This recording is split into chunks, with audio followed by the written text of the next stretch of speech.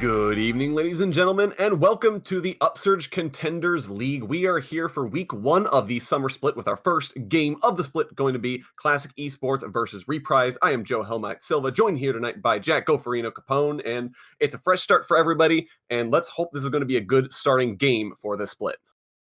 A fresh start for everyone, like you said. Even the weather right now, with the sun finally peeking out and the warm weather coming back. So let's see if a bit of that warm weather starts shining on these two teams here, Helmlight, as we do have a potentially pretty exciting match here to start off the UCL. Well, yeah, the UCL this split. Yeah, definitely. Now, of course, we do have Classic versus Reprise. Both teams have competed before in the UCL. They've both been very, very good competition for each other. So we should have some really exciting games for you guys coming up. They're no strangers to the league. So hopefully we'll get something good. Hopefully we'll get that 3-game series going on. We'll have to see how this is going to shake up. Now, I think we're still getting a little bit ready, setting up for Champ Select here. But what kind of picks are we looking to see coming out first? Well, I mean, for Classic, it's pretty obvious one thing we need to be looking out for, and that's Shamer 102 in the mid lane. He plays a absolute metric ton of Zoe, and with Zoe being how powerful she is right now, Helmlight, I mean, I wouldn't be surprised if we see at least a single ban of that this series, if not the entire series long. Yeah, gonna have to look out for the Zoe. And like you said, it is a contested pick, so could see a ban head that way as well as Classic do have the first pick in the series. So being on that blue side, so they will have that for games 1 and 3. So that's potentially a really big deal. But Reprise, of course, they have their own flex picks coming out here. Especially on the top lane and jungle. I know they have a couple of interesting picks that they've been playing a lot of recently in solo queue. Yeah, because oh my lord, especially the Camille for Nick Nicks in the jungle. He has just been spamming that a lot recently, which is really interesting because Camille Jungle has fallen off quite a bit in terms of the competitive picks map. But I mean, it's if you can make it work, you can make it work, and Nick has something up his sleeve that is making it work. Exactly. But unfortunately, we are now into Champion Select, and both of the picks we've been discussing, the Camille and the Zoe, banned away right off the table. So we will not be able to see these flex picks come out, unfortunately. Oh, that's correct. So we do have the Zoe, we do have the Camille. Those two are both going to be taken off the table. So that's not going to be there quite yet. Classic now sitting on their next ban here. Um, and that is going to be the Senna. So that's another pick that both these teams play a lot of. Could have been contested, and Classic saying we just don't want anyone to play it. Yeah, because Classic, I mean, they do have first pick here, and they could easily lock in that Senna, because both their bot laners play that. I mean, granted, most likely going to be going to Jellyjack nowadays due to the current Senna meta in the bot lane. You don't really see so much of a usual support Senna with an 80 carry, but I mean, it is still technically possible. Still, I mean, we have a lot more bans that have been coming out here so far, Helmlight, that are just targeting players' champion pools primarily. Yeah, well, week one of the split, you have to think it's going to be a lot of we're just going to ban things we know they play in solo queue. That is going to be the Set Olaf are the remaining two bans from Reprise and Rumble to round out Classics bans. So again, it's pretty much all targeted picks. There are a couple of power picks in there, like you talked about the Sen and the Zoe being generally good, but that's going to be bans. Classic now thinking about their first pick here. What are we expecting? Doesn't matter. Answered for me. Syndra is going to be the first pick here. Surprise there. Since Syndra is such a power pick right now, and you are denying that away from Reprise. Reprise's mid laners, Aeternix, he plays a lot of, Platypus, he plays a good amount of Syndra himself, and most mid laners, I assume, are well versed on that Syndra. Granted, we can also see Syndra bot lane and Syndra support potentially. Most likely going to be in that mid lane, though. Yeah, definitely mid lane. Now, interesting that that is first pick because that does give Reprise the option to go for a counter pick here in the first round of the draft. They're not going to pick it quite yet, though. They will lock in the Misfortune Jarvan the Fourth, both of which are powerful picks here. Try to set up maybe that team fight Wombo combo. Classic, meanwhile, though, will answer back with the Braum. Very good answer to that Misfortune. Of course, everyone knows it's like the world's simplest counter to Misfortune outside of Yasuo, who is tied for said first place. But I mean, Misfortune ultis, you just go, hey, Brom Shield, and then you just hear talk, talk, talk, talk, talk, talk, talk as each wave of the bullet time hits that. So, as Misfortune for Reprise, gonna have to wait around in teamfights and in the laning phase before using that bullet time, unless you're specifically trying to bait out said shield, which can be a viable tactic, but the Misfortune being paired with the Nautilus, that is still a very nasty combo, because the Nautilus, he will lock you down for eternity, and if you're locked down for eternity and eat a full bullet time, you're probably dead here, Helmlight. Indeed, going to be a lot of aggression coming out. Classic, of course, rounded out their first pick with the Trundle, very strong jungler, so deciding they want to go ahead and lock that in. It is going to be asynchronous picks. There's an 80 carry for Reprise and none for Classic, so the bans will be targeted. Reprise taking away Aphelios and Lucian. Classic, meanwhile, taking out the Galio and thinking about the Sylas here for a bit. Might decide to lock that in, which would be interesting. I don't think any of these teams plays the Sylas, but they will go ahead and lock it. So a couple mid lane bans versus a couple AD bans, and now Reprise back on the pick. Would expect to see their top laner here and save that mid lane for the very last. I do want to touch back on that Sylas ban here for just a second, because keep in mind that Sylas does have a decent amount of ultimates he can steal here from both teams. So just taking that off the table, very, very nice to just afford your team a little more cushion. But we are going to see the Victor lock in here. That's most likely going to be going into the mid lane against that Syndra. Granted, I mean, we have seen some top lane Victor, but that was primarily last season. Yeah, so unlikely to be in a solo lane, but potential there. Always potential. And Classic, so Reprise, sitting on their top laner for the very end, Classic are going to have to decide what they want to play in the top lane first here. They have opted in for the Xayah, which is going to be a strong pick. Teemo, however, probably not likely. But I wouldn't be surprised to see some of the other bruisers. Mordekaiser, of course, is available if they decide they want to go for that. Another really strong top lane pick. So gonna have to see. And they get the first pick this year, so they have the option of just taking a power pick and saying, whatever you want to play to counter it, it's fine. We know we're going to get value. Looks like it is going to be the Aatrox, which is for the most part a fairly safe pick. Granted, I mean, we can technically see the Kled counter pick come out from Reprise, and Kled is just such a nasty counter at Aatrox in top lane, given that his Bear Trap on a rope does have that 60% Grievous Wounds. But it's actually going to be the Fiora here, Helmlight, and that is really striking me as very interesting, because I did not see this Fiora for the most part on anyone's radar when I was giving them a quick search over. I saw a few picks here and there, but I mean, we just haven't seen Fiora in forever.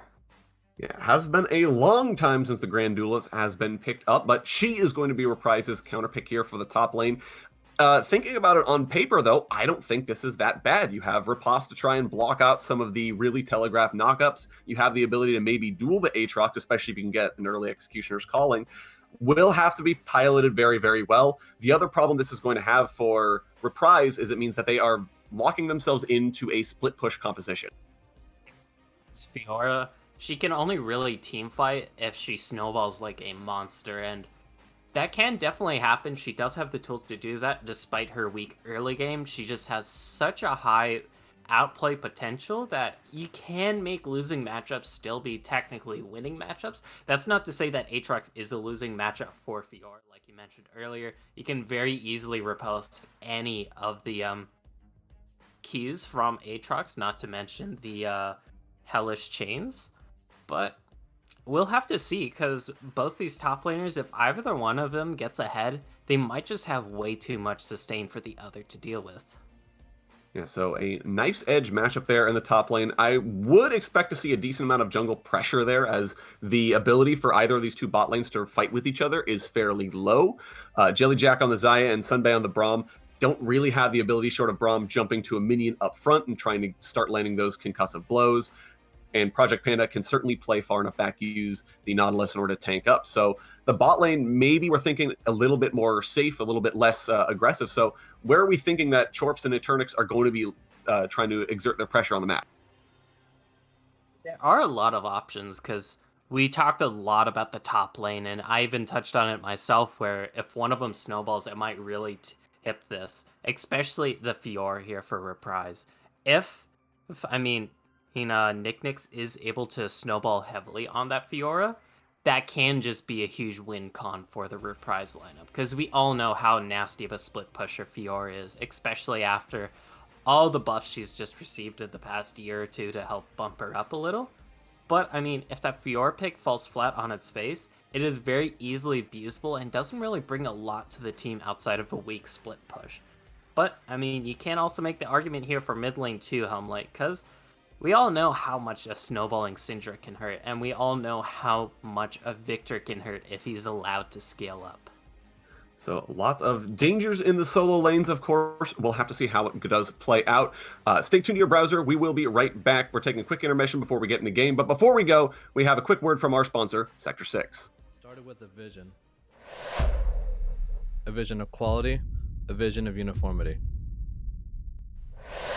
We took the time to create something familiar yet refreshing, something with a bit of change.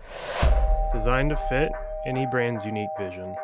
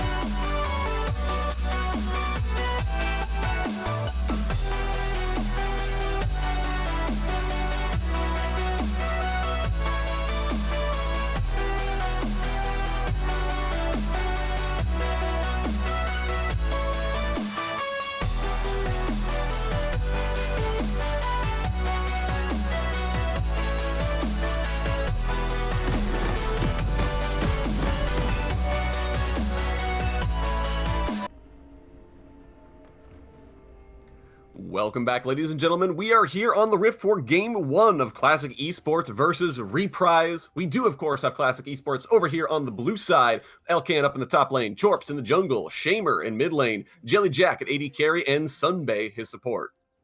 Yeah. If we look at the opposite side here, we have Reprise.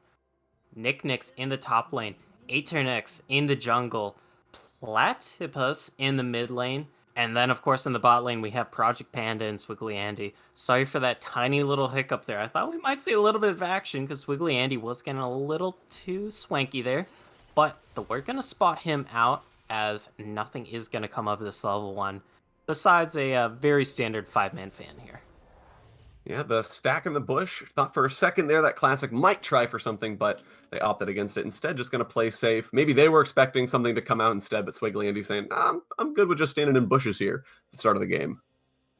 Yeah, I mean, you kind of don't want to reveal yourself, so makes sense to want to stand in that bush. Although, I mean, when you have a Nautilus and a Braum, I was kind of hoping for a little bit of level 1 action, you know? Like, there's something our way on the caster's desk besides, here's a 5-man fan coming out from both sides, and, yeah, we can see them. They're now moving up to leash their junglers, and now they're coming to lane. It's like, that's not fun to cast. You know, it's fun to cast Helmlight.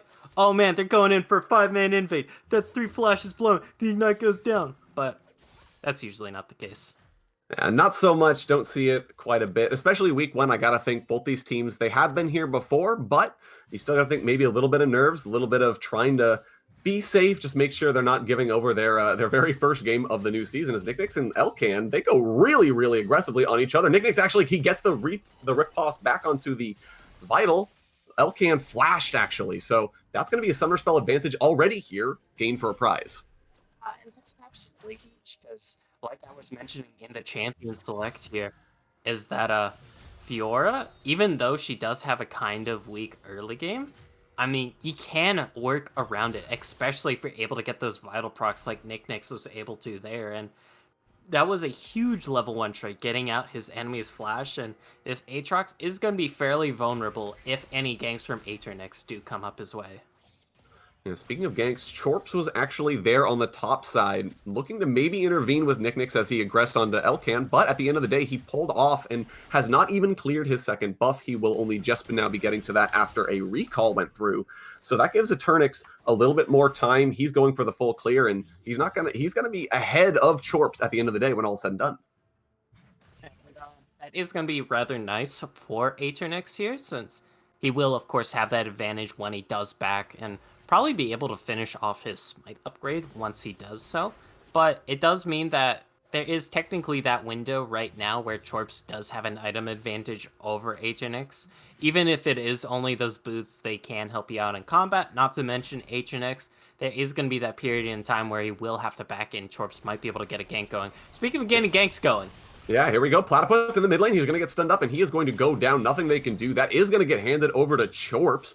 Very nicely done, showcasing the power, of course, of that Trundle in the jungle. So despite being down in camps to his opposition, he was able to get first blood for his team.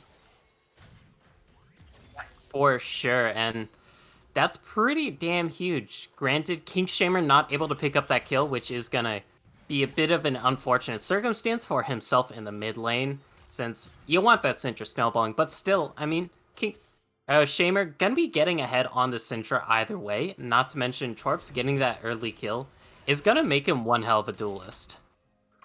Yeah, gonna be very scary Trundle to see for sure, given that he has that kill. And Shamer, I think he's totally fine. He has already gotten Platypus's teleport without having to use his own. He's just now going to be recalling with that gold in his pocket. So a pretty good global map advantage here for Classic Esports.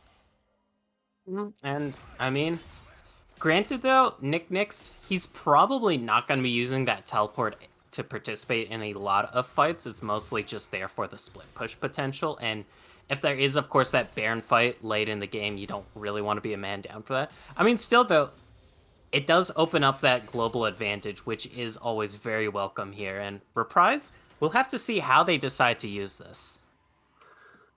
Yeah, this is going to be the shove in here for Classic, as the Drake does spawn up now. Early Cloud Drake, so not expecting to see these teams go that hard for it, especially given that Eternix was spotted out on a ward. And both these junglers, after that early level 1, not too much. Actually, here we go. Chorps in the river, maybe expecting a bit of a gank, but these junglers are not going to find anything for each other. And this will just be recalls channeled. Yep, a lot of not too much action happening right now, which is a bit weird to say, because outside of that first gank, I mean, we haven't really seen too much of spiciness here on the Rift Helm Light. Yeah, both these teams really content to just kind of farm this out, feeling each other out here. Again, we talk about nerves a little bit here. Both these teams, they decided, hey, we don't have to go super aggressive. Actually, Project Panda kind of steps up on his own. Chorps is still there. Important to note. So that was a long time he was standing in that bush, not farming, not putting any pressure on the map. And he's only just now going to channel that recall and should be going back with his bot lane. So maybe a bit of an advantage for Eternix, who has kept farming the whole time. Definitely in terms of the CS and gold department. Still, though, I mean, the side of Reprise, they didn't know Chorps was down there that entire time unless Project Panda and or Swiggly Andy had, like, some sort of sixth sense there, like Spider-Man, and we're like, the enemy jungler's ganking right now. I can feel it in my bones. I mean, still, they didn't give over any information here for the side of Classic, so it is something, and for all they know on the side for Prize, this Trundle was farming the entire time, and speaking of farming, it looks like they might actually just be able to sneak out this dragon here, but we are going to have a brief pause here as there are some mild issues for the players. Yeah, that is going to be a pause here for, looks like that's actually going to be a Reprise pausing to sort out some internet issues, of course. And like you said, the Drake was started up, so Chorps immediately going down for it. Now, Eternix does technically have a level advantage, but he's all the way on the top side. So this will be a nice little pickup here for Classic Esports if they can get it without contest. And so far, these teams really, really even as we come out of the pause here. Not too long, fortunately, with Nicknix getting the push in on the top side. And Nicknick's really pushing in hard on this Fiora to get an advantage in lane. I mean, it hasn't reflected too much in the CS so far, but we did see that level 1 trade that baited out the flash from Elcan that has come back up since then, though, since that was so early in the game. And also, Elcan did have to use that teleport early. So, I mean, this Fiora, I mean, look at this aggression right now, Hamlight. That's in a giant minion wave, and Nicknick's isn't having any of it. No, Nick says, I don't care. I will fight you. I'm Fiora, and I can do that. So, continuing to try the aggression. We'll have to see if Chorps decides to visit the top side of the map, as Nick has been pushed in quite a bit here. Did teleport back to lane, though, with the full Tiamat completed. So, we'll have a little bit more control over the wave against the Aatrox. And Elcan, I think, is in a bit of a rough matchup here topside. Sure, especially with that completed Tiamat, like you mentioned, that's going to give a lot of wave clear over to Nicknix, bunch of bonus AD, and, I mean, the health regen sustain is nothing to scoff at either, since that's going to help you stomach up these trades and minion harass that much more compared to your opponent. So, I mean, granted though, it's not exactly a make or break situation in this lane. We've seen, like, the CS lead crawling up for Nicknix, and that certainly is elite, but that's not breaking open this lane wide open. Yeah, we can say at least that much for Elcan. Played very safe, as here we go, bot side, Eternix visiting, just saying hi, as actually the dredge line is going to land under the Sunbay. He's going to flash out, but he is going to get locked up by the Cataclysm, bullet time channeled, and Project Panda picks that one up, cleanly executed there by Reprise. And that is all the summoners blown here for the classic bot lane. That is going to be absolutely massive if Eternix ever decides to visit this bot lane again, since, I mean, look at how hard they got shredded there in that last gank. Now imagine that without the heal or without any flashes. That is going to be a very rough time in this bot lane, potentially here for Jellyjack and Sunbay. Yeah, gonna have to play a little bit safer in Eternix as well.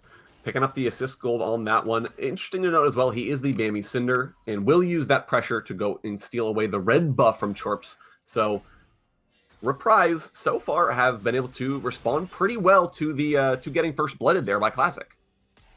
And I mean, if you look, oh, the hook actually lands in the bot lane into a fatty double up. Nothing much coming off of that. But going back to your previous point, yeah, I mean, Reprisal has been handling this first blood in beautiful fashion so far.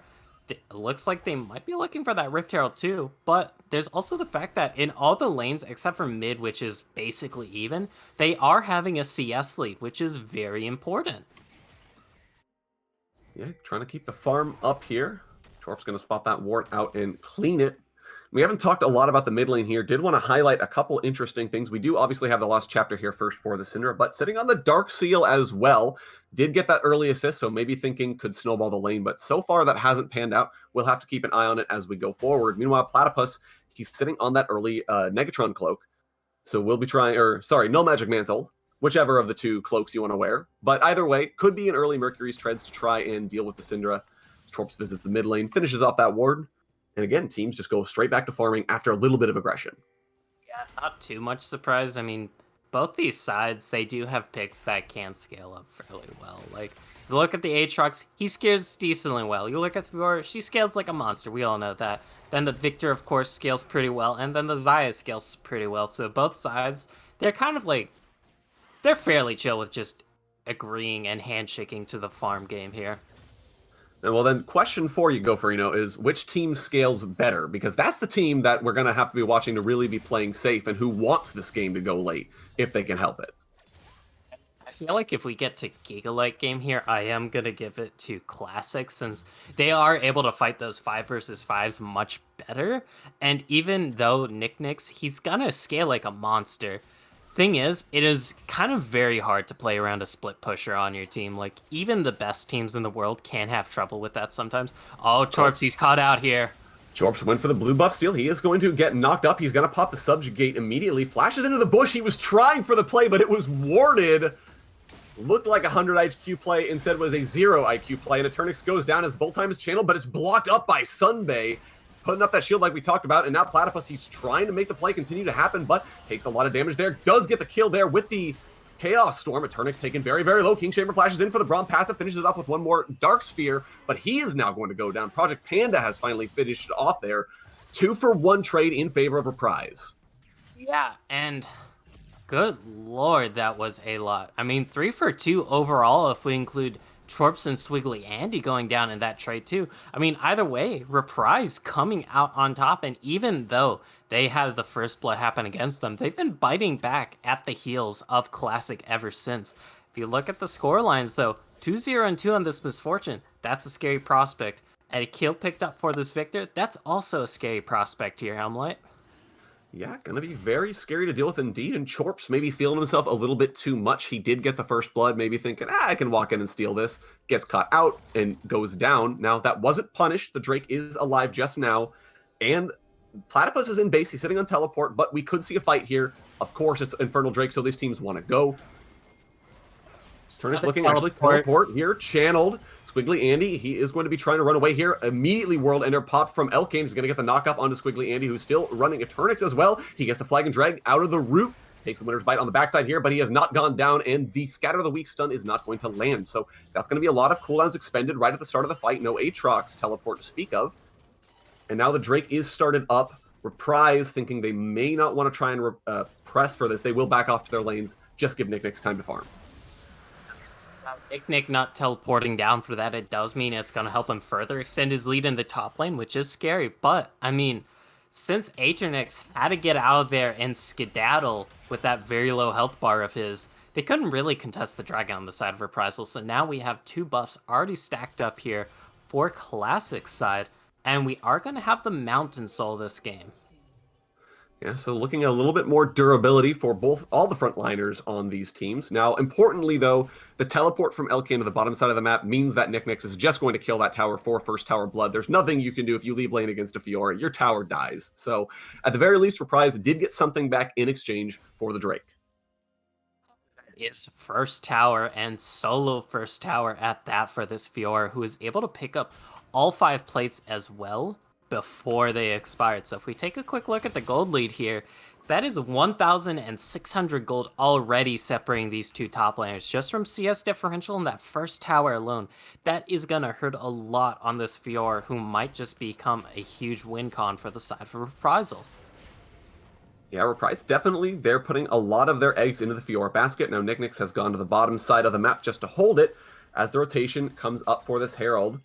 Both these teams are stacking, but the bot lane here for Classic Esports is still bot side, so this won't be a contest. And we'll have to see how Reprise uses this Herald once they've secured it.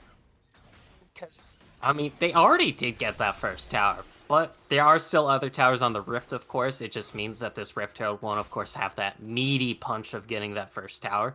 I mean, still, though, you got that mid lane outer to plop it down on. You have bot lane outer to plop it down on. Those are 2 rather easy towers you can look for, especially if Eternix is able to get off a huge gank in either of those lanes.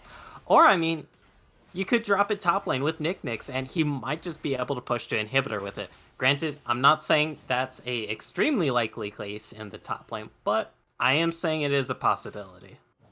Yeah, the ball is definitely in Reprise's court at this point in the game with a 3,000 gold lead here. So they're going to be grouping up in the mid lane here. We may actually see the Herald dropped, and we do have Nicknix just demolishing that top lane tower. Going to take it out from under Elkan's feet, and might actually look for the fight here. World Ender is going to be popped. Nicknix still trying to come down as Herald gets summoned to the mid lane. They will back away, but Classic, they have to concede all of their outer towers by 15 minutes into the game. It's brutal, and I might have to reconsider my observations in Champ Select. Maybe Fiora does actually win this matchup into Aatrox pretty well. Or maybe, I mean, Nicknix is just playing like an absolute monster right now. That is something we'll just have to find out later, sadly. Still, though, this Fiora for Nicknix is definitely being rather impressive and really bringing up his team's gold lead. Because if you look right now, 3.5k separating these two teams, more or less. A lot of that is because of Nicknix and his solo lane pressure.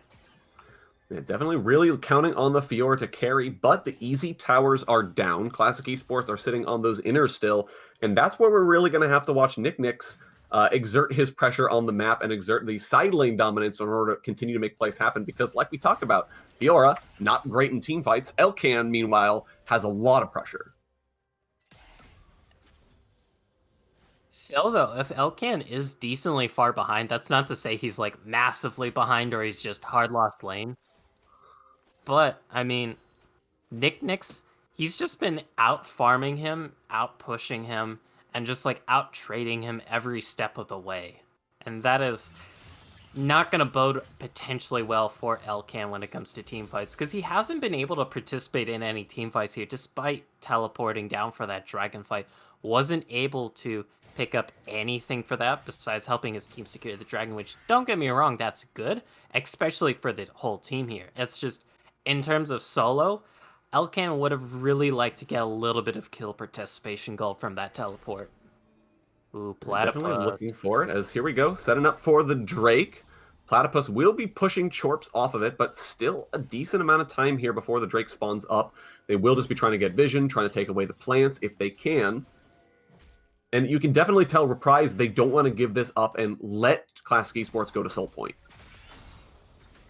And I think we are going to see a lot more action around it this time, since the map is very firmly in the control of Reprisal. Sunbay has to use the ultimate here just to be safe, but that is a very huge cooldown to be used just 5 seconds before that dragon comes up. Yeah, no Braum ultimate means no potential initiation, no peeling back.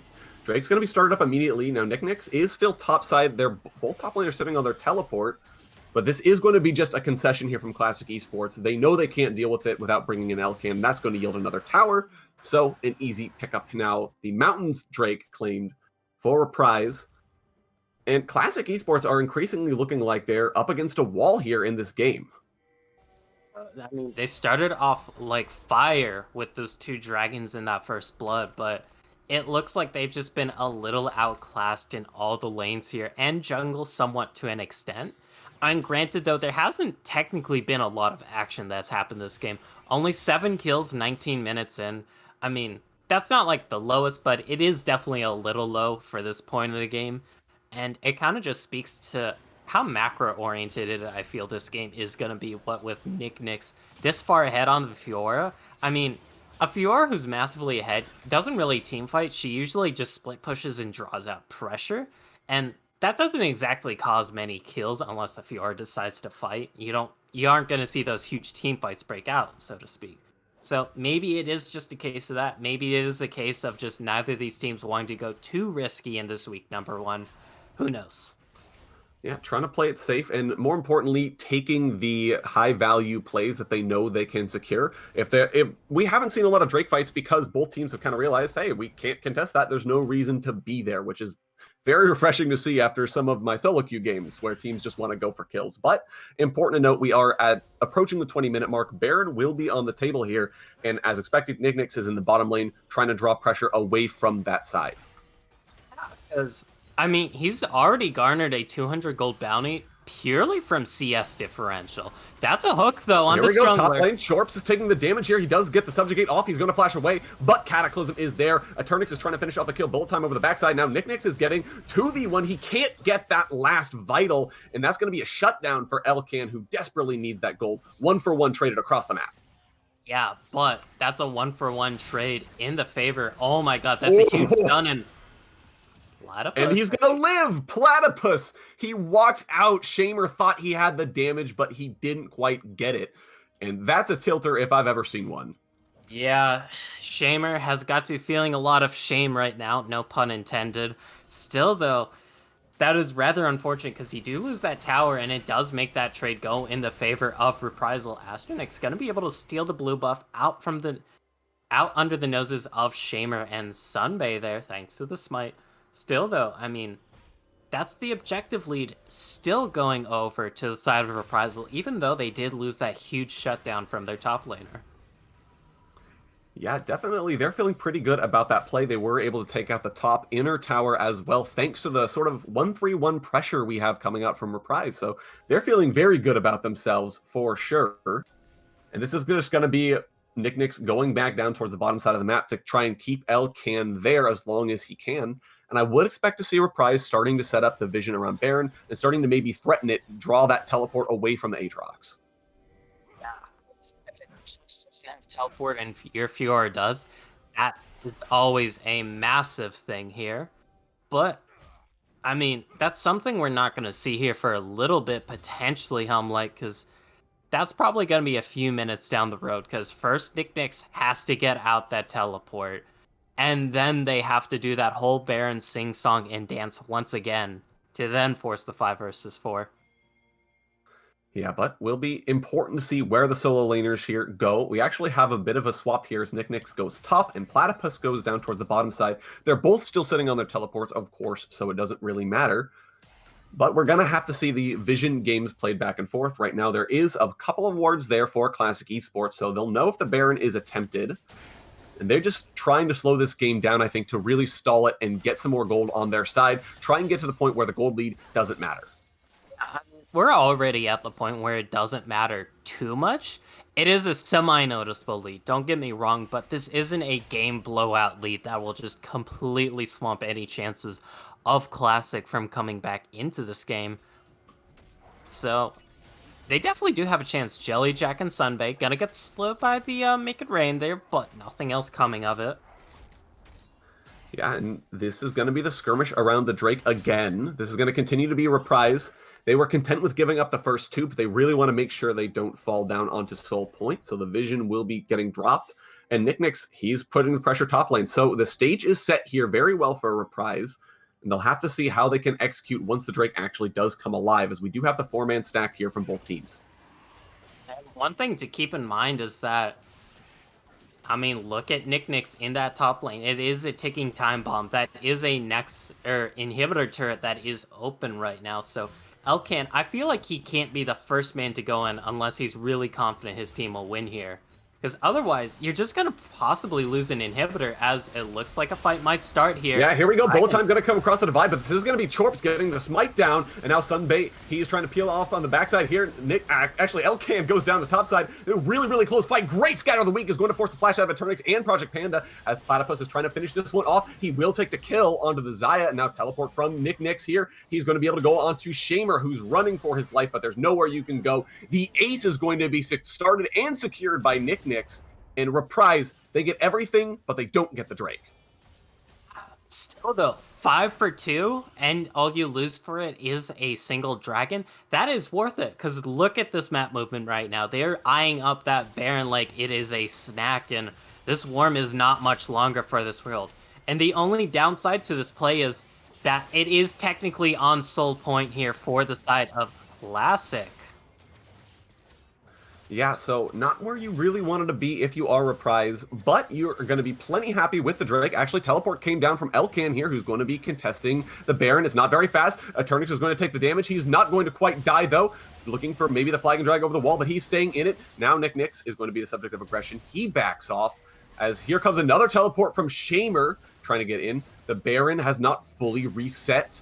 Classic Esports thinking about it, but they are going to recall at the end of the day. Now that Project Panda has arrived, they avoid giving over the Baron. Thankfully for Classic, because if that Baron went over to Reprisal there, that would have been absolutely massive.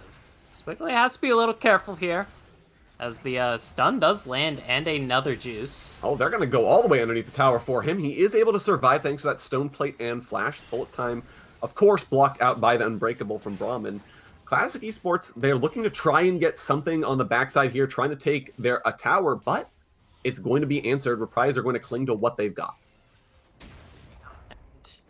A lot happened, but nothing really came of it. Yeah, there was a lot going on there, but they weren't able to quite pick it up at the end of the day. Platypus actually didn't steal that big Raptor over. Jellyjack did get it there. But Reprise, the ball is still in their court. They still have the advantage so long as they don't give over Soul. And you have to think Classic at this point are going to play just to not give a Baron and look for that potential Soul point, at which this game doesn't swing completely in the opposite direction, but they gain a huge advantage to leverage the playing field. Because if they are able to pick up that Soul point, well, I mean, we all know how huge the Dragon Soul can be when it comes to winning games. It is a huge win more option, but if you are behind... Oh, there's the Cataclysm. He's going to get caught out. He pops the Cataclysm and the Stone Plate on top of the Zani's Hourglass to keep himself alive a little bit longer. This is going to be the knock-up coming up from the depth charge here. Platypus over the wall gets the damage down. Turnix actually goes back in, but he might have been not more than you. Project Panda's on the front line, and he goes down to Shamer. Turnix is running for his life, but he should burn down to the Ignite. And now this is going to be Squiggly Andy who should fall here. No problem. Double kill picked up now for Shamer. And Chorps is on to Platypus, who has not quite gotten out. Sunday lands a slow on the backside. Platypus, though, should be able to back away. Classic Esports, all of a sudden, they pick up a bunch of kills here, and now the Baron is potentially in their favor. Because they wore down a decent amount prior to that. Oh, here we Fight go. in Underneath the the tower. lane, Nick's looking to outplay here, but he can't quite get all of the vitals. He's going to be actually forced back. So Knickknacks now disadvantage here on the bottom side. Let's try to take the red buff. Baron actually not attempted, as Platypus is still there. As here we go. Shamer's actually come all the way down. Knickknack's looking for the 2v1 outplay here. He hasn't been able to quite find it yet. Running for his life. I think he should go down here. He Riposte the Unleashed Power, and he gets the kill. He takes down Shamer. He's still going. Finally, Elcan gets another shutdown onto his nemesis, but that's a 1-for-1 trade in a 3v1. Yeah, I mean, still though, that is absolutely massive for helping Elcan come back into this game, because we saw he was able to kind of ward off the dive there in the bot lane. Still though, it looks like it is Baron go time here for Reprisal. Platypus is going to be hitting that teleport in, and let's see if they are quick enough this time. I don't think Classic is going to be able to get here in time. It does look like they have an idea it's going on, but will they be able to get in time? That is the question of the day here. Yeah, Classic Esports, they're running, they see it, but it's too late. The Baron is gone, and now the fight is on. Elcan is deceptive aggression immediately. He gets knocked up by the Flag and Drag, but he will be able to survive. Bullet time comes on the backside here. It is interrupted, but not before Elcan goes down. The Braum will fall as well, and Chorps is only going to arrive just in time to see his teammates fall. Platypus, looking for the damage here. Turnix gets a good Flag and Drag. Jellyjack takes him down before Cataclysm can come through, and now Chorps should fall. Platypus takes the kill on the Jellyjack. That is going to be 4 men dead here for Classic Esports. And Reprise, they should just go mid lane. Actually, they should just go for the Drake. Make sure that Soul can't get given over, and they have all the time in the world now to push. They have plenty of time to pick up this dragon and then back, and it might even be a case of Platypus tries to push out this mid lane here. It might be a little risky, because keep in mind, Shamer does have that flash, does have that unleashed power, so that could be one more Baron buff lost if Platypus isn't careful, but he is wisely just going to play careful here, channel the recall, and Reprisal, they're going to spend all their fat stacks that they just got from that Baron and that team fight and look to really shove it down. Yeah, 8,000 gold lead now for Reprise, on top of the double Drakes, on top of the Baron buff, on top of Knickknacks being an absolute monster here in the solo lanes. So a lot of this is going to be in Reprise's favor. Now, the game is going fairly late. We are seeing a lot of these final items starting to get built up, starting to come through. So Classic Esports, I think at this point, it's sort of do or die. They need to find a way to slow down the game. They need to find a way to ideally not give up an inhibitor. Because if you give up an inhibitor in this instance, it's going to mean the next dragon that comes up Here is we go, going to be Turnix over the wall. bonus Bullet cancel. time is going to get stopped up by the Unbreakable, but Shorps gets pulled back into it. He does get the Subjugate off. Platypus now, he is going to take the kill. He is going to run straight for Chorps, who's the subject of aggression. Dredgeline is going to land, but they don't have the damage quite yet. Chorps finally does go down. Squiggly Andy taking that one, but the Aatrox is there. A flash forward for Cataclysm, flashed away by Shamer, and now Nicknix is in. Nicknix takes the kill. He gets the Grand Challenge off. That's going to be the Aatrox going down. That's going to be 4 men dead for Classic Esports, and that has to be the game. Yeah, and that nightmare scenario you mentioned where they give up inhibitor, well, they're going to be giving up more here, Helmlight, as I would say this is more than a nightmare. It's a triple nightmare deluxes. That's going to be the final member going down, and game number 1 looks like it'll be going over to Reprisal. Very well executed. They gave up the early pressure. They didn't need First Blood. They didn't need those first 2 Drakes. All they needed was to get the Fiora ahead, get her all that extra gold from being in the side lane, getting the first tower and all those plates. And after that, very good leverage of the macro pressure generated by Nicknix. And I mean, aside from that one time where he kind of died and his team wasn't able to really get anything, still, Nicknix able to apply a lot of pressure. Sure, his scoreline doesn't exactly reflect it a ton, 5-2-1. You might think like, oh man, he hard carried. He's probably like 10-2 and like 19 or something. But it kind of just speaks to like how Fiora is a champion. Like he got ahead and then he leveraged that in the split push. Didn't really join many fights outside of that one Dragon team fight and that one final team fight at the end. Yeah, but didn't need to, played it well enough, and even looking at the damage graph, was in a solo lane by himself for 90% of the game, hitting 1 guy, still did second most damage in the game, so absolutely monster pick, and that might come out again. We really didn't think that that was a likely pick into the Aatrox matchup, but it was the pocket pick that Nicknix needed, and his team played around it very well, so we'll see how things adapt for Classic Esports and for Reprise as we go into Game 2. We'll be on a quick intermission before we get back into Champ Select. Don't go anywhere.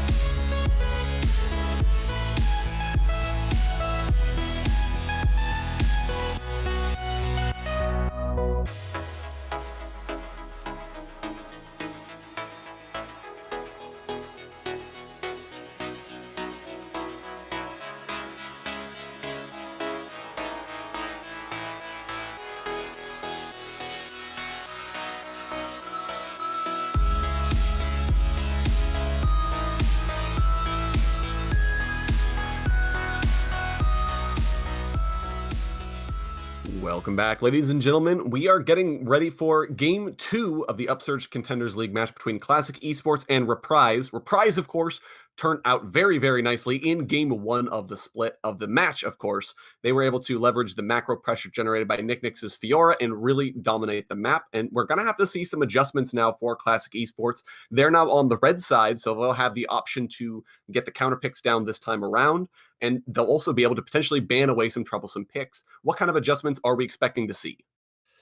I mean, they're gonna have to address the Fiora here from Classic. Like, either you find a way to work around it with a certain pick, or, I mean, you just ban it away because you can't deal with it. Who knows? Because that Fiora did come out as the last pick last time around for Reprise. So they were saving that as a counter pick, it looks like.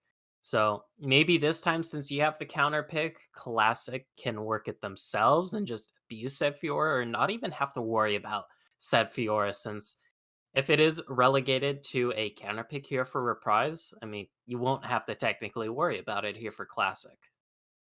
Yeah, definitely not a blind pickable champion. So Classic may decide that they don't need to ban it after all. And they have the option as well. So they'll be able to sit on that last pick if Fiora does come out. Hopefully they have an answer for it, because Reprise were able to play it very nicely. And potentially Reprise have the option of going for another split pushing comp. Nicknix, of course, with a ton of Camille games in solo queue. We talked about it a little bit beforehand. It was banned out in Game 1. But if he's able to play the Camille, if he's able to play the Fiora, there are other split pushers that might be on the table.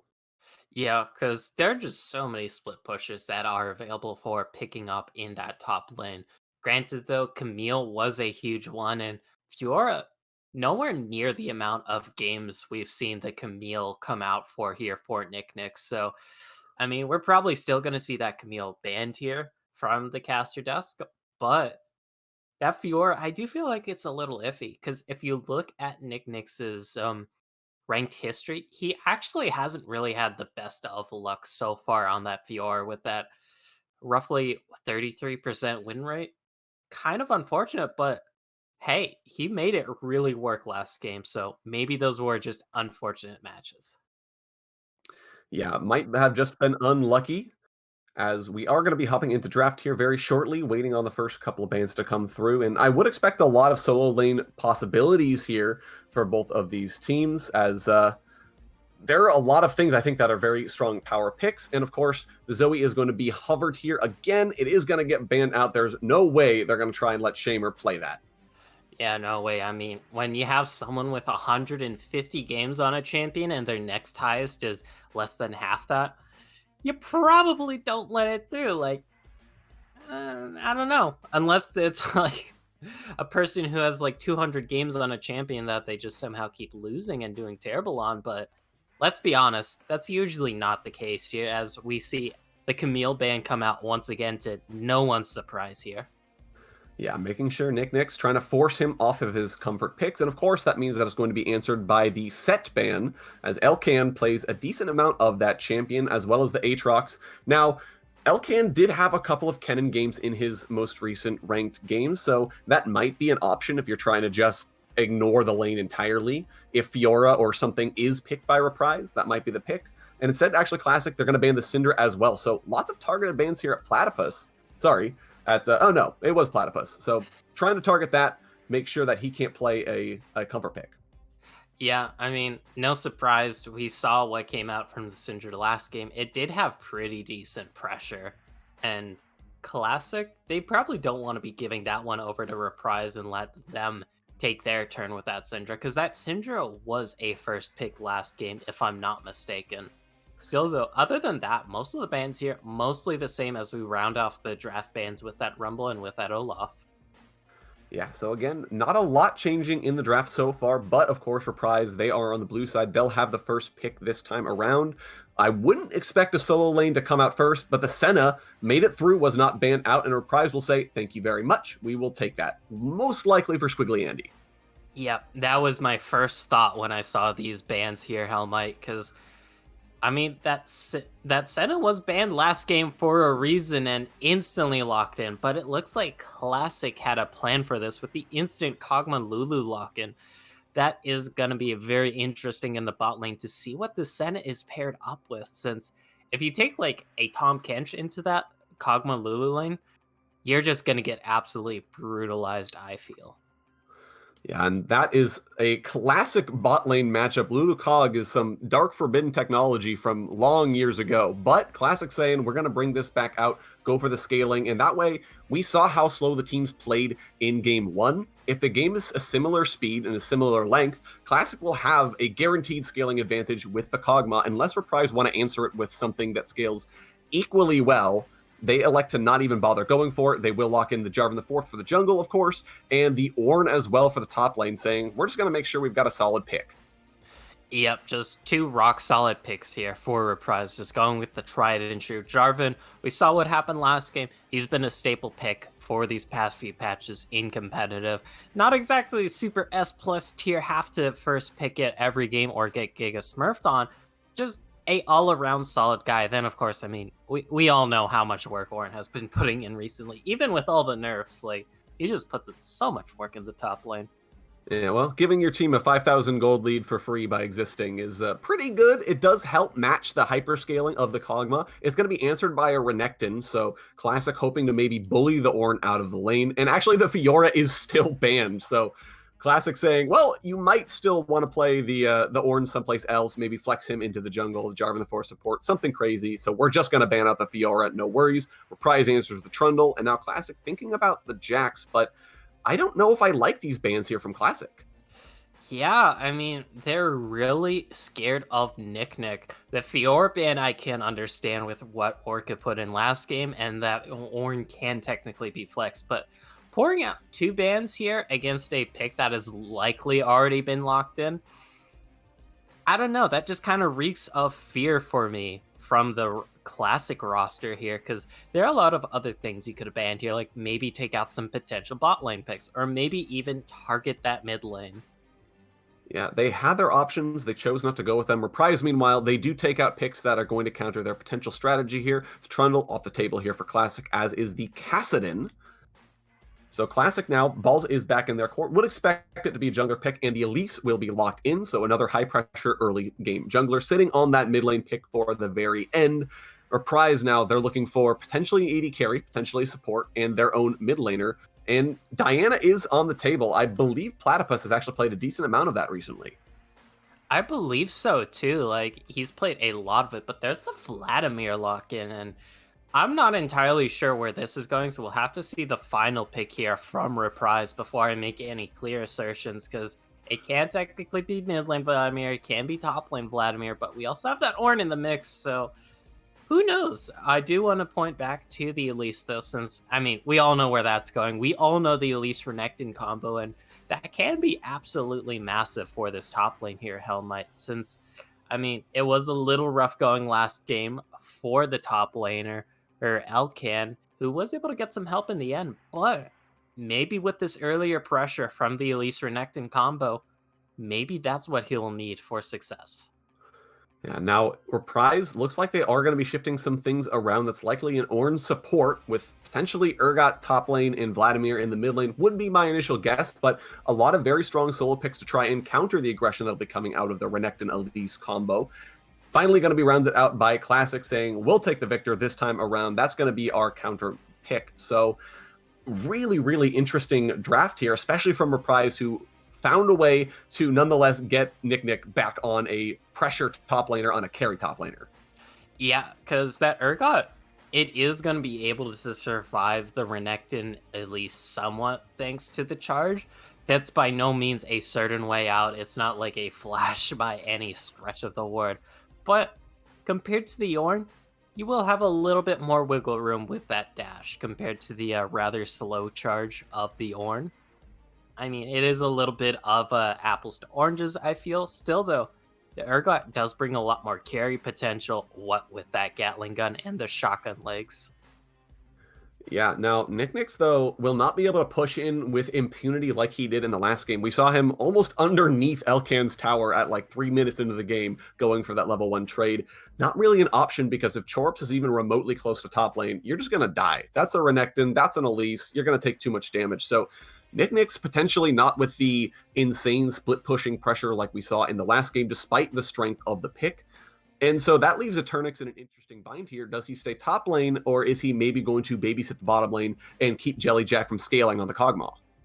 And that is a very interesting question indeed, and I'm not entirely sure the answer to it myself. Like, you can definitely go top, and if it is a 2 versus 1 against Elcan's Renekton, you should be able to kill him fairly well and help get this Urgot snowballing. But if you look at the bot lane here, Project Panda and Swiggly, I mean, they're not exactly going to be snowballing the hugest. Like, it is a Senna Ornn lane. It is fairly self-sustaining. Like, you're going to have the tankness, you're going to have the relative safety, you're going to have the CC, and I feel like they might just be pushing Jellyjack and Sunbay out a lot just thanks to the Senna wave clear and poke, not to mention Ornn wave clear, and just all the damage that you can threaten on that Ornn. So I'm not entirely sure myself, so it's just going to be a question of, oh, we'll see when we get in game.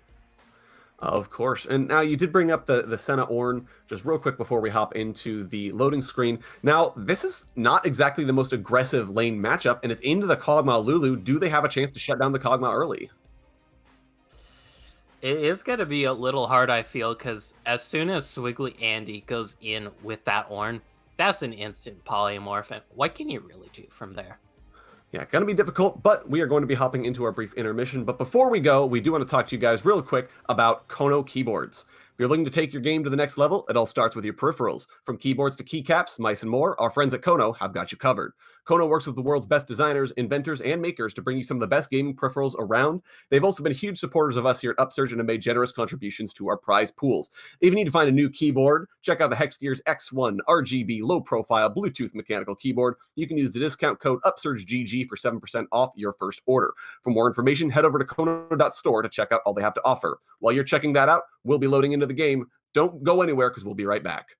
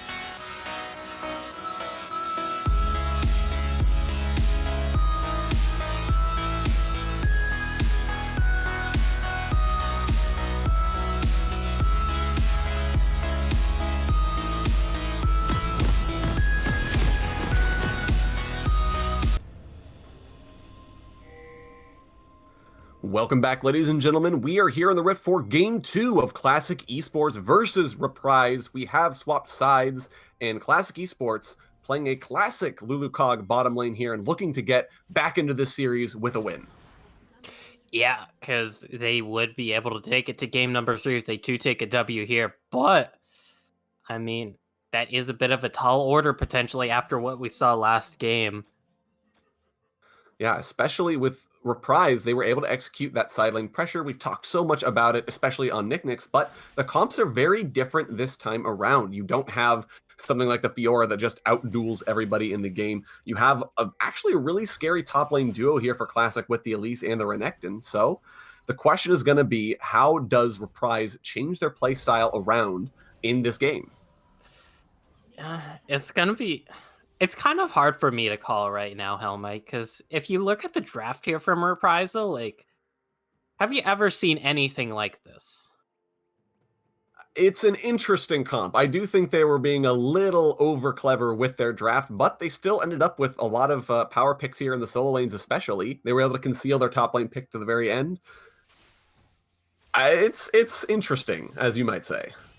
Yeah, I mean, I'm not saying it's bad by any stretch of the word. My main complaint is, like you said earlier, maybe they're getting a little too overzealous with the, hey guys, we can flex. It's like, you can flex, but you always have to ask yourself, should you flex? And we'll have to see that as we get on later into this game, because we'll definitely find out then if this was a classic case of just trying to overreach a little too hard in Champion Select, or if these teams have a little bit of a inside read that we don't. Yeah, it's a bit of a trade down there in the bottom lane here. Jellyjack, I think, taking the worst of it there at the very end, but did get some damage there on Squiggly Andy.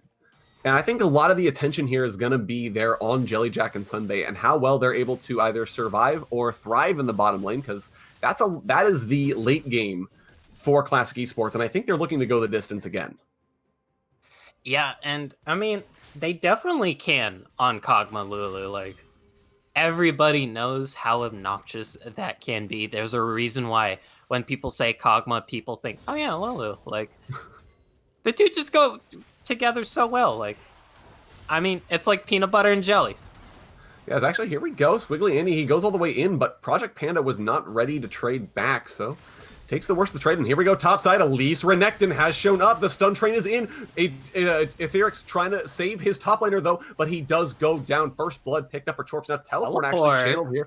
Platypus is trying to come in to answer it, as he will go in onto Elcan. He gets the damage down. The stun comes through, but Platypus does pick that up in exchange for his summoner spell. 1 for 1 at the end of the day, but first blood is still Classics.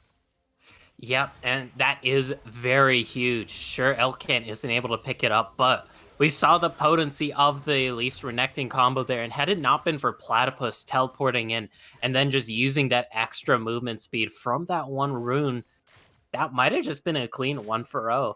Still, though, I mean, you get first blood, you are going to get a little bit of a CS lead in the mid lane for free and a free back on this Victor, so I am still giving it over to Classic. Definitely a good trade, and Eternix had the read there. He was really trying. It's actually, they go onto the Kog'Maw here. Jellyjack forced to flash away and use the barrier. Right now, Squiggly Andy is in trouble. Heal is going to come out. Project Panda trying to do what he can to trade back around. One summoner, two summoners for 2 there, in addition to Sunbay's heal. So that's going to be Reprisal finding a Reprisal of their own for the first blood. Yeah, and I like this rune choice from Sunbay this game with the Guardian, just to give Jellyjack that much more protection on this Kog'Maw, because usually you will see the Aerie for that harass. Oh. That's just going to be a quick Sanguine pool. Gets Platypus out of there, no problem. This is why we hate Vlad. Yeah, I mean, there are other reasons. I personally hate Vlad as an AD carry main, like his full combo being mostly untargetable thanks to Zhonya's plus pull, but you know, that's just me. Still, though, I mean, that Sanguine pool, it is very huge because it is a long cooldown, and it does cost 20% of your current health. So even though Torps wasn't able to get the kill there, that is a very huge health advantage gain for his mid laner by getting out that Sanguine pool. Yeah, and I have to think as well, Shamer's going to have the lane push advantage on the Victor with the Death Ray, especially once he builds up a little bit more AP, a little bit more mana. Platypus, I don't think will be able to match the potential roams that that Shamer will be able to get on the Victor. Yeah, we will have to see, though. I mean, the game is still young at this point, so there are a lot of surprises, like last game where we're like, oh yeah, it should be a fairly even match up top, and then we just saw Elkan get bodied.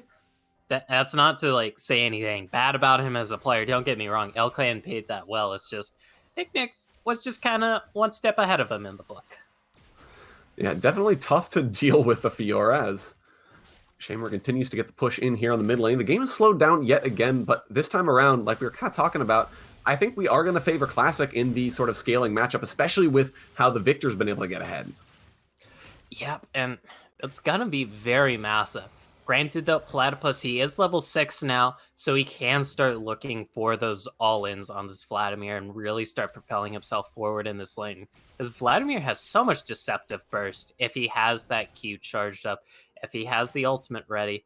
Oh, look at this top lane brushy we have set up here, though, Helmite. It is the Elise Renekton combo, and Nicknix, he doesn't have a ward here, so he might not expect here we go. Flash. Flash goes in. Chorps is going to get the damage down. Nicknix looking to get the escape, and he does. Elkan not popping that second part of the slice and dice, so Nicknix, he survives with his life in exchange for his flash. Yep, flash for flash. Granted, though, the Elise flash not as huge thanks to that ranged skill shot, thanks to the repel. Still, though, it does technically mean it is an even trade of summoners, and it does result in that early Infernal being picked up here for Reprisal, which is going to hurt a lot when you look at their composition. Urgot, Vladimir, Senna, they're all going to be hitting a lot harder, and maybe even potentially this Jarvan if he does go for the Warrior enchantment this game. Yeah, important to note that as well, because Eternix did go for the Bammy Cinder the last time around, the Cinder Hulk enchantment, so that could be a more aggressive Jarvan the 4th build, but of course he did see it as here we go, mid lane. Shamer's going to take a bunch of damage here. The Hemoplague is down on him. Platypus is looking to run away. He is going to get out from Chorps. So at the end of the day, I think that was just ultimate for ultimate, but we're starting to see Platypus feeling a little bit more comfortable in the lane, looking for the kill threat onto Shamer.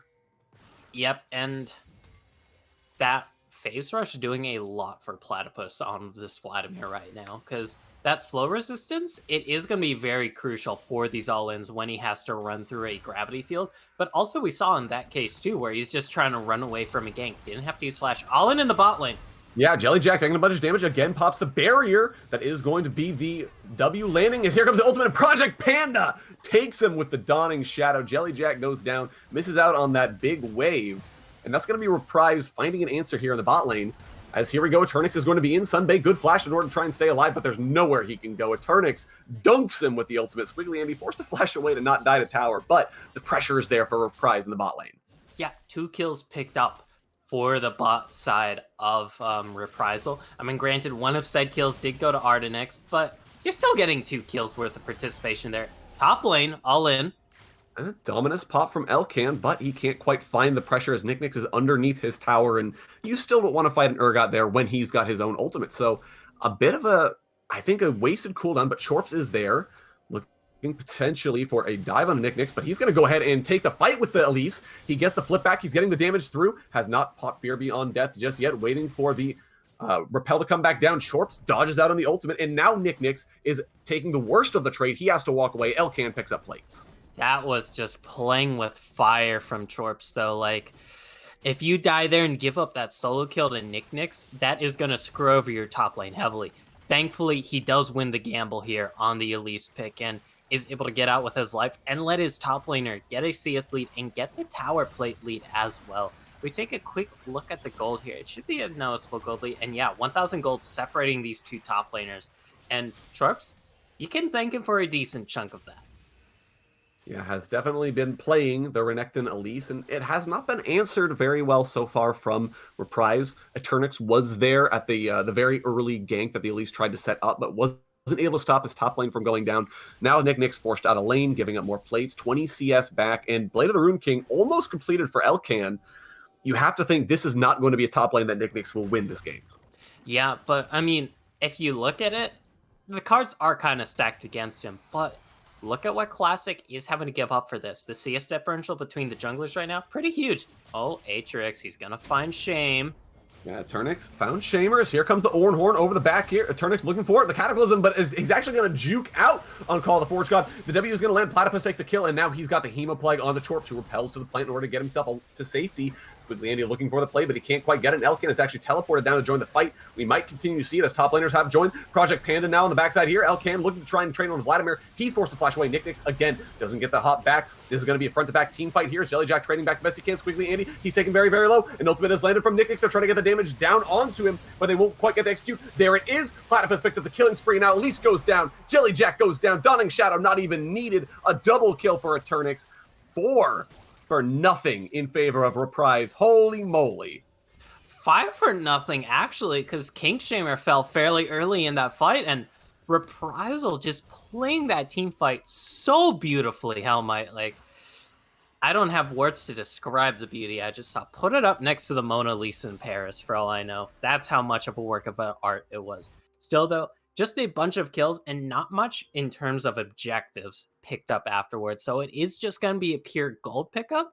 Still, though, a very, very well appreciated gold pickup here for the side of Reprisal. Yeah, it does jump them up to about a 3,000 gold lead here. And I think almost more importantly than that, they have an early game advantage against a comp that wants to scale. This might be able to give them a chance to really shove down early towers, to really accelerate the game and get out of it before Jellyjack and Shamer have a chance to scale up. Yeah, because, I mean, Jellyjack still working towards that first item. Here comes Oh, Chorps. hold up. Same old song and dance top lane. Chorps is going to miss out on the cocoon here. Nicknix, though, he has nowhere else he can go. He's already used the flash. They're going underneath the tower. Repel is going to come out, and Chorps gets himself to safety here as Teleport again comes in from Platypus. He takes the first kill. This should be an easy kill in the Elise. Double picked up. Same old song and dance indeed.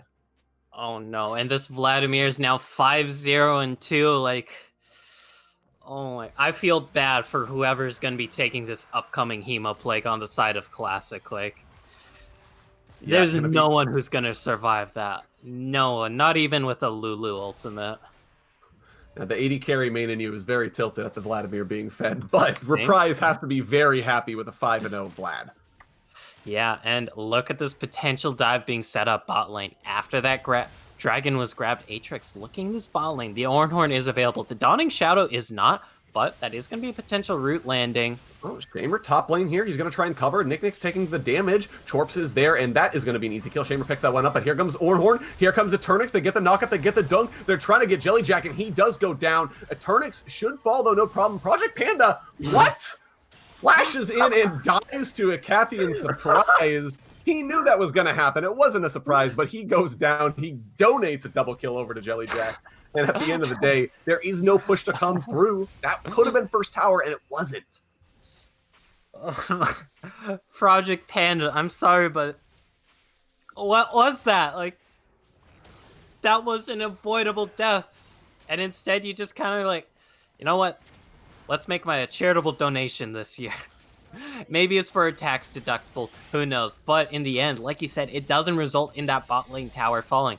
So it is an even trade. That recall's going to be canceled from Space Andy. I think he's out of this, even though the polymorph does fall. Oh, Blade of the Rune King slow. Squiggly Andy, he's going to take a bunch of damage here. Project Panda finally going to arrive to try and push back. But that means, for a little bit at least, Panda's going to be alone by himself in the bottom lane. Yep. And, maybe not actually, since, I mean, Squiggly Andy, he can get the healing up from the piercing shadow. So that is something. Ooh, look at this in the mid lane. Oh, here we go. You talked about it, and it's happening. Shamer just goes down. He's the one who received the lucky Hemoplague, and now here they go, aggressive on the bottom side. The last caress is going to miss, but Eternix is in. Eternix does not have Cataclysm, and they will not go for the play. And now Panda, maybe a little bit far forward, trying to bait them in, but no, this is going to be Eternix backing off, as Chorps is also in the area. Yeah, that is very frightening in the bot, though, because this Kog'Maw, aside from that double kill he picked up with his passive, Jellyjack just hasn't been having the best time here. Pushed in quite a bit, down in CS, and then down in kill participation, too. Like, there is an 8 kill participation and a 7 kill participation on Panda and Andy right now, compared to just the 2 kills for this Kog'Maw and Sunbay. Look at this jungler setup, though. Chorps, he does have the Rift Tail here, so if Classic is able to win out on this gank, that's going to be huge. Here we go, 3v3 in the bottom lane. Sunbay is the first up to progression. Turnix comes in, Ornhorn is there, and here comes the Cataclysm to go down right off the bat. Jellyjack has to run for his life lest he go down. Actually, we're going to jump to the top side here. Elcan trading with Nicknix. Nicknix is not taking the better part of this trade. Forced to back away, still sitting on that Fear Beyond Death, and has to worry about the potential dive as here we go. Shamer going to try and stop the push on the bottom side here. Gets rooted up. Turnix, though, forced to back off. First tower has not gone down quite yet. And actually, flashing forward, he looks for the play, but he's going to be answered with a flash as well. First tower, though, does go down in the mid lane for Platypus. Yep, and that's the lane we least expected it in, because there's so much action top. There's so much action bottom. And you're like, oh man, one of these ganks are finally going to get the first tower of the game. And it's like, Platypus has destroyed the first tower of the game, and you're like, oh, okay. I mean, that's still another reason to be scared of this Vladimir. 6-0-2.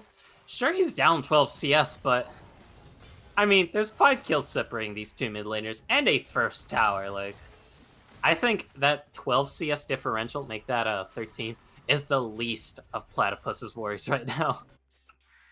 Definitely fair, and Drake spawning now in 30 seconds. We did get Mountain Rift yet again, which I think this time around does really favor both these teams. Lots of beefy frontliners, or at least champions that want a little bit more durability to maybe not die instantly to a Vladimir, for example.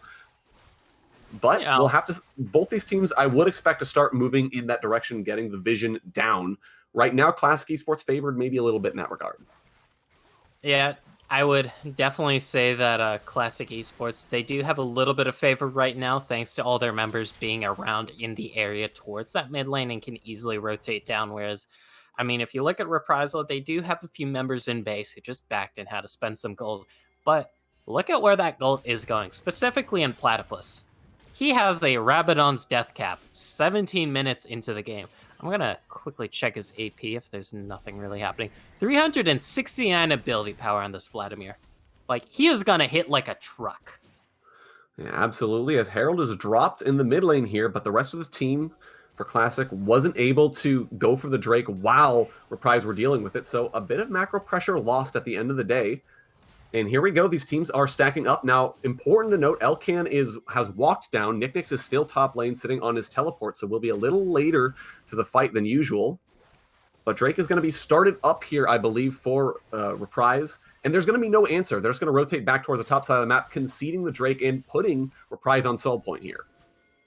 Yeah, and there's nothing really to pick up on the top side of this map, as we're not going to see another Rift Hill for a minute and a half, and by that point, you're going to have 30 seconds until the Baron. So Reprisal, they're just in firm control of this game from basically all aspects so far, in kills and objectives. There's the Ornhorn. All the Forge God comes out. Sunbay takes it, the knock-up. He's going to be taking the damage from a Turnix. Finally pops his ultimate, but Flag and Drag was waited on by a Turnix. The knock-up comes through from the Searing Charge. Sunbay goes down. This is going to be the attempted answer, but they can't find anything. Elcan around the backside, though, but he's going to get found by Nicknix. He avoids the ultimate. No Fear Beyond Death, and now Cataclysm locks up two. King Shamer is going to be able to take the damage here, but a Turnix might have been up more than a shoe. Elcan does go down. Nicknix picks that one up. Platypus, though, on the backside. He deals with two at the same time. No more Sanguine Pool to get himself to safety, but he will force them to back away. That's going to be a tower picked up. That's going to be a team fight win here for Reprise. And they are not hesitating to ever pull the trigger on these fights. I mean, why wouldn't they? Look how they've just been winning every fight so far. Like, there's been no drawbacks. They go in, they get kills. They go in, they get kills. They go in, they win. Like, why would you stop doing something that's been working out for you so far? And working out, it has been. 7,000 gold separating these two teams right now. And that is a very hefty gold lead when we're only talking about this far into the game. It's definitely a disaster. And even as you look at the gold individual differences, just absolutely massive across the board. And it's going to be so hard for... we talked about Classic Esports. They wanted this game to go late. They wanted it to scale. They wanted it to be like last game, but this has been anything but like last game. Yeah, I mean, look at Swiggly Andy. That is 2,500 gold on the enemy support, my bad. I'm so used to one-to-one correlations. Still, though, I mean, he does have a lead on this Kog'Maw, who is going to be such a huge late game potency. And keep in mind, I mean, if you look between Project Panda and Jellyjack, there isn't really that much gold separating these two, even though Project Panda is basically a support with a bunch of kills and assists here. And then you look at the mid lane, like, I mean, it just speaks for itself. Elkane going in on the bot lane. Nothing much coming of it. Elkan being the one person on the team who's slightly ahead at 0-4. He at least has an item and a half completed. The rest of his team only one. As here we go again, call the Forge God, and there's nowhere for Shamer to go. He's just going to go down. Project Panda, though, almost gets taken on the backside. Actually, he does. That Chaos Storm will be able to finish off his health bar, so at least a 1-for-1 trade, but not great to be losing a member on the board if you're Classic Esports. Yeah. Getting 1-for-1, especially when you're this far behind, that is definitely worthwhile. But you kind of need a little bit more here if you are Classic Esports. You are this far down in gold, and I mean, one kill of equalizing it, that's going to maybe tip it like a few hundred back towards you, but that's not going to swing the game magically towards you, especially since there wasn't a huge shutdown on Project Panda. Now, had that been Platypus who fell, that would have been a very huge swing and maybe even a potential game changer there, since that would have been a lot of gold into Shamer's pockets. But it's the current reality as Agent X, he's looking in the spot lane, but I don't think we're going to see anything with this Crocodile at tower. No, not so much. Now, the advantage of getting the kill there in the top side is, at the very least, if you're able to trade, every time you can trade out as the losing team, you're stalling for a little bit more time. It's much more valuable for you than the team that's ahead. But at a certain point, you got to question how useful are the kills when it's 18-5 looking at the scoreboard. Yeah, and we have a minute or so until the next dragon comes up, and Classic, they're gonna have to contest this one. You don't want to be giving over that Elder, or sorry, the Mountain Soul for free. Not quite at Elder at this point in the game. So, but the question is, how do you contest that? Like, Jellyjack, he doesn't even have the Ginsus yet in Kog'Maw, and that is such a huge thing. Shamer, he still needs that Lich Bane. He's kind of close. He's got most of the components, and so does Jellyjack, but this dragon isn't going to be waiting on them to get an extra few hundred gold to finish off those key power spikes. Yeah, and they will be grouping up here down on the bottom side of the map. Sunbay will be trying to clean out some of this vision. In Classic Esports, they know they're trying to compete for the backside. Flash is actually forced out of Sunbay already, and now Elkan, he is by himself. There is nowhere for him to go. Nicknex won't even use the ultimate because Platypus will take it. He'll go legendary now. Eternix, he is looking, and we know he won't wait. Here comes the call. The Forge God here. Cataclysm is going to get down. Actually, Nicknex, he takes the kill on Jellyjack from downtown. He gets the fear. Eternix takes down Shamer. Sunbay is the only survivor, and he will not be surviving for long as Platypus has arrived. That's going to be the ace picked up. Platypus taking a bunch of those, and they're just going to walk mid. This might even be the game at 23 minutes in. It might be the game, but the death timers might be too low here. But for all intents and purposes, this game is basically over. 23.5 minutes in, 10,000 gold separating these two teams. A 9-0-5 Vladimir, and we're going to go to the Nexus turrets right now, Hellmite. We'll have to see. Are the death timers too short? Jellyjack now back up. Torps coming back up. Yeah, they're flashing in, they're doing what they can, but it is not enough. Platypus, too much damage, too much tankiness. Jellyjack can't get anything. Shamer is going to try and save his team, but he's going to be forced to flash out. The Nexus is still under fire here, and I have to think this is just a matter of time. There goes Shamer, padding the scoreline. I wouldn't be surprised if we saw a Nexus dive, but it's not going to happen. They won't go for it. And that will be Reprise taking the series in 2-0 brutal fashion. Yeah, and Reprise, they've got to be feeling good about that because that was a very strong win, a very strong start to this Upsurge season for the UCL League. And I mean, don't get me wrong, Classic, they had some strong points, but in that game number 2, it just felt like any good things they had from that game number 1, Reprise looked at it, they wrote it down in the books and just completely demolished it this time around. Because even with Torps focusing all that attention top, getting all that free pressure for Elkan. Look at this. 0-6 for Nectin. 1-5 Elise. Look at Nicknex. 6-2. Like, you can't keep this man down. Cannot keep the Urgot down indeed. And I think we have to give a lot of praise to Reprise for having the easier to execute on team comp. They don't have to make the early ganks work. They don't have to wait for super late game for Jellyjack to scale. All they had to do is basically press the go button. And Eternix and Swiggly Andy were really good about pressing the go button. Yeah, and good lord, there was a lot of go buttons there. Because you even mentioned it yourself, Hellmite, like, man, they just keep going in, but it's like, look at that. They just kept winning. Like, what are they going to do? Stop doing what's been winning them the game so far? Yeah, definitely a really easy to execute comp. Reprise made it happen, and they made it look easy this time around, despite how the first game it looked close for a while. But all of a sudden, Reprise said, "Nah, we got you. We got the download complete, and we're going to finish it off." And played two different styles to boot. So very nicely done. I have to give it to Reprise, and they look like they're going to be one of the teams to beat here in the Upsurge Contenders League. That is going to be it for us tonight, guys, though. Thank you all so very much for tuning in. For myself, Hellmite, for my colorcaster, Goforino, and of course for our lovely producer, Hypertension. Thank you all so very much for tuning in. We will be back with more games, so make sure you go ahead and hit that follow button for Upsurge Esports, and we will talk to you all later.